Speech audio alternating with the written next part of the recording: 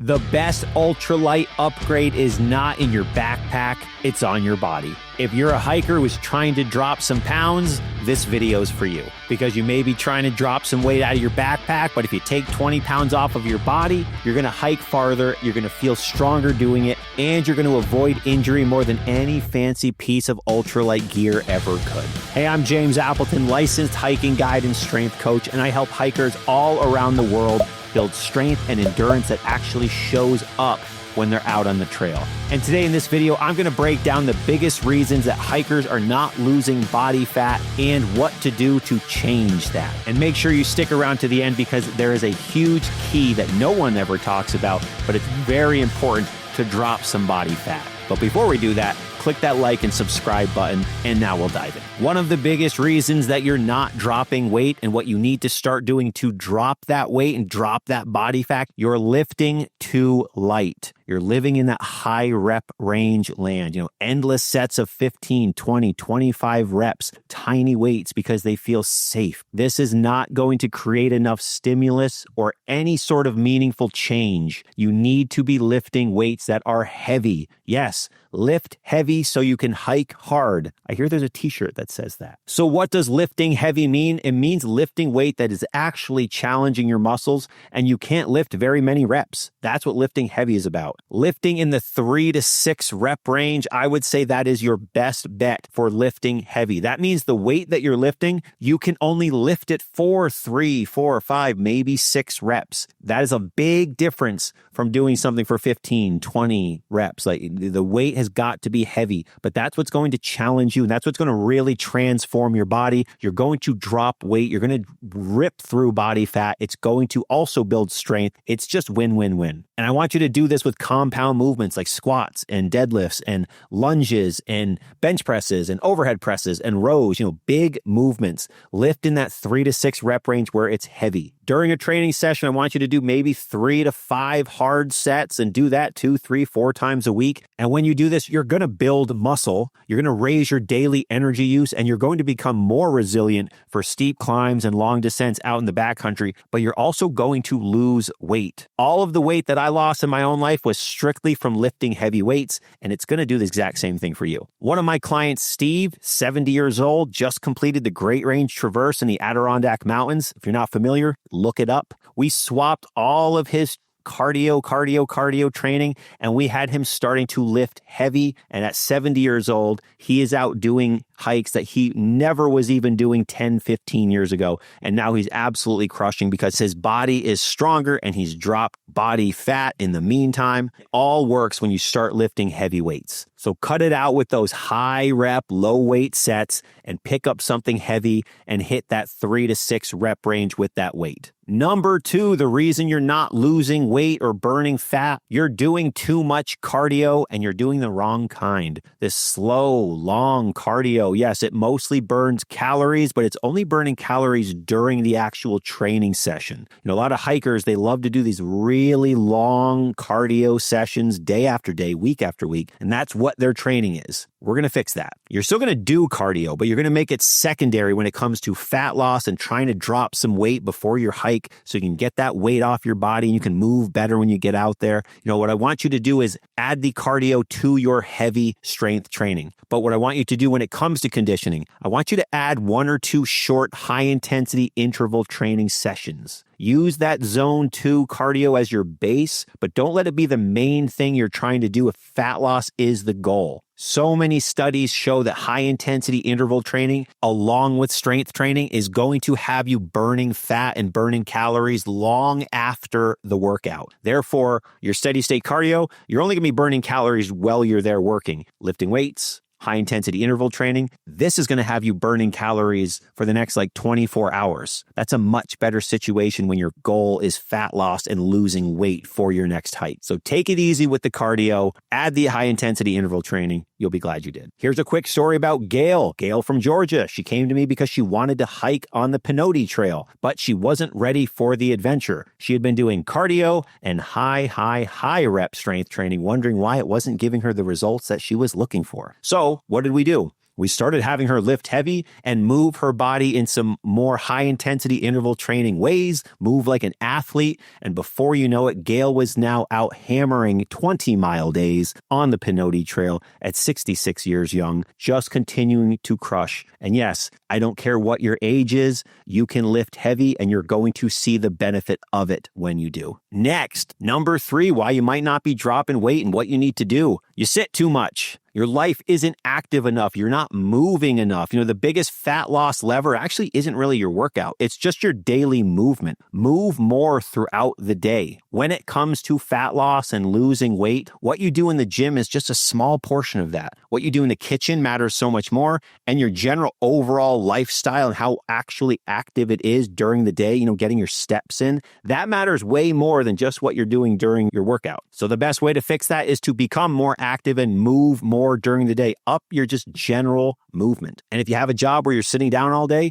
every hour stand up and do 60 seconds of jumping jacks or 60 seconds of air squats. 60 seconds of movement for every hour you're sitting down. It'll make a massive difference. And on top of that, I encourage you to add a 5 to 10 minute fast walk after breakfast, lunch, and dinner. You'll burn some more calories in that moment. You'll also up your just general movement throughout the day. You'll improve your digestion. Everything will work well, and it's a very minimal amount of effort. 5 to 10 minutes, walk fast. You'll feel just as good mentally as you do physically after. And then there's all these other little habits that you can do. Take the stairs instead of the elevator, park a little further. You don't have to be the closest parking spot. All of these things stack on top of each other to give you a more active life. And again, remember that more active life is going to matter more than your actual training when it comes to your fat loss and weight loss goals. So become as active as you possibly can. Number 4, you're not eating to support the goals you have. Remember, your food is fuel. Any diet can work, but most people just don't stay consistent long enough to get there. If you have a weight loss goal, your diet has to be in alignment with that. If your goals are out of alignment with your actions, well, you're not going to accomplish what you're trying to accomplish. And your nutrition, again, is a bigger piece of the equation to weight loss and fat loss than your actual workout program. All of these things combined,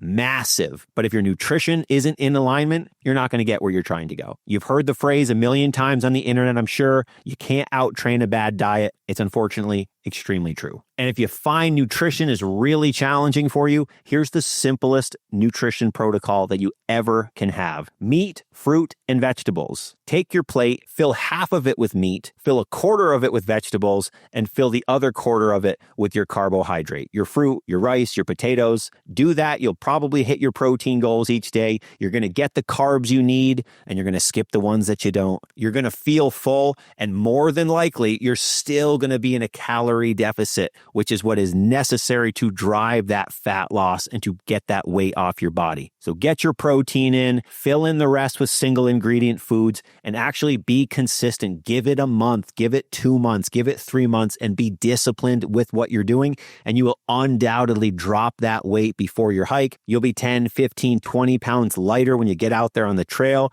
And that's 10, 15, 20 pounds less off of your joints. And it didn't even involve having to buy any more ultralight backpacking gear. Win, win, win. Speaking of taking weight off your body before a backpacking trip, meet Erin from New Hampshire. Small business owner, just as busy as anybody else. Erin took the weight off her body implementing exactly what I'm telling you in this video, and she dropped 30 pounds before going out on her own Appalachian Trail adventure. And the results speak for themselves. Now Erin is scaling mountains in the Northeast, peak bagging, doing the things, all because she's taken all this weight off of her body. She's been lifting heavy, doing the things I'm talking about right here in this video. And I told you to stick around to the end of the video. This is one of the most important pieces of the puzzle if you're trying to lose weight before you hit the trail. It's how you train. I want you to be lifting with purpose. One of the big reasons people don't see the progress that they want, even when they're strength training, is there's no power behind their training. They're not lifting with purpose. They're not lifting with intention. And more than importantly, they're not being explosive. Yes, that's the word I want you to remember. Explosive.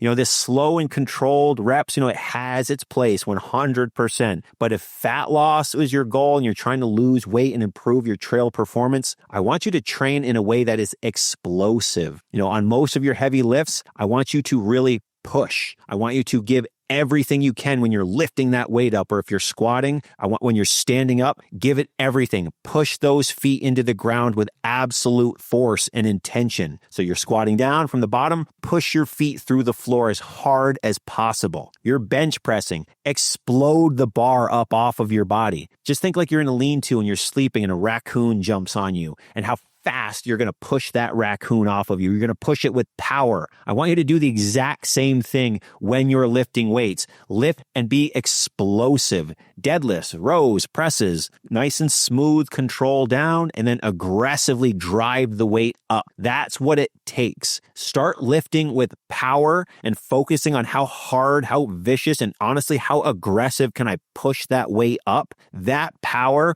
is going to be massive when it comes to your fat loss goals. And again, yes, there is a time for higher reps because, hikers, they do need muscle. We need muscular endurance and we train for those things. But if you're in a fat loss period right now, train the majority of your work in a heavy and explosive manner. You're going to burn more calories. You're going to build more useful muscle. And actually, you're going to develop more horsepower. That's actually going to make you faster on the climbs and on the trail as well, because you're going to be able to push into the ground with more power when you're climbing up the mountain. And that is what builds horsepower, so you can scale up mountains so much faster. And I know all of this from experience because I dropped almost 100 pounds, not by starving, definitely not by living on a treadmill, but by doing these things I'm talking about, by lifting heavy, lifting explosively, and keeping nutrition incredibly simple. And the result became a much lighter, stronger, and more mountain-ready version of myself. And, fast forward over a decade later, now I'm helping hikers around the world do exactly the same thing, because I want all of you to experience the amazing adventures that are out there. And when you get your body ready, you can go out and enjoy those adventures and have the best time ever. It was losing weight that allowed me to start having these adventures. And I want to help you guys do exactly the same thing. Gear helps, but dropping body weight and building the strength on your body, that is the upgrade where you're going to feel it on every single step. No ultralight gear necessary. And if you want a plan that fits your life and gets you trail ready, I work with hikers all around the world, helping them become physically and mentally strong enough to handle the mountains and handle the hard stuff off the trail too. So if you're tired of going on this fitness thing alone, you're tired of trying to lose weight by yourself and not being successful, book a quick call with me at the link below. We'll talk about your goals. We'll talk about the hurdles that you have and where you're trying to go. And we'll figure out which coaching program would be right for you to help you accomplish the goals that you have. But at the end of the day, implement this information. You'll drop some pounds off your body. And when you have a lighter body, you're going to go further and you're going to do it better on your next hike. Click that like and subscribe button, and I'll see you in the next video.